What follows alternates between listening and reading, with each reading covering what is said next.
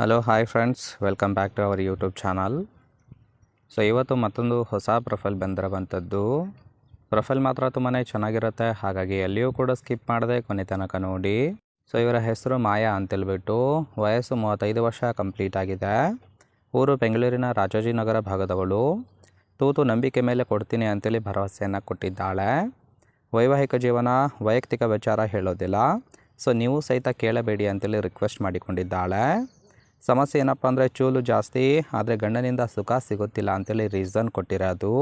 ಇನ್ನಿವಳ ಬಯಕೆ ಏನಪ್ಪ ಅಂದರೆ ಗಂಡ ಇಲ್ಲದಾಗ ಮನೆಗೆ ಕರೆಸಿ ತೂತು ಕೊಡಬೇಕು ಅಂತೇಳಿ ಇದಿಷ್ಟು ಇವಳಿಗೆ ಸಂಬಂಧಿಸಿದ ಬಯೋಡೇಟಾವನ್ನು ಶೇರ್ ಮಾಡ್ಕೊಂಡಿರೋದು.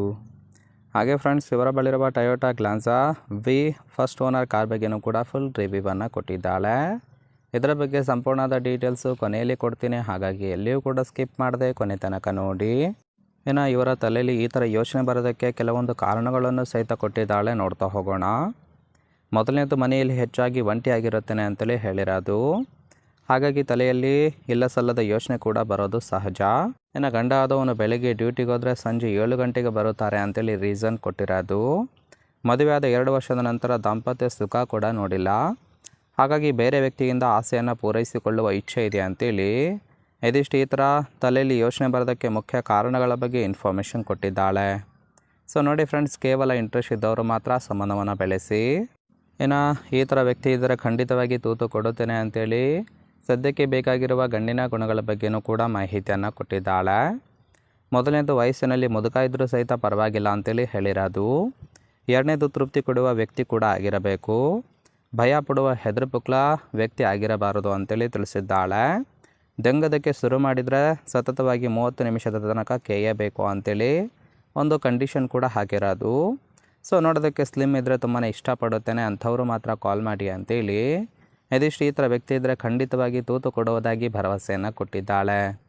ಸೊ ನೋಡಿ ಫ್ರೆಂಡ್ಸ್, ಈ ಥರ ಗುಣ ಇತ್ತು ಅಂದರೆ ಡೈರೆಕ್ಟಾಗಿ ಕಾಂಟ್ಯಾಕ್ಟ್ ಮಾಡಿ ಸಂಬಂಧವನ್ನು ಬೆಳೆಸಬಹುದು.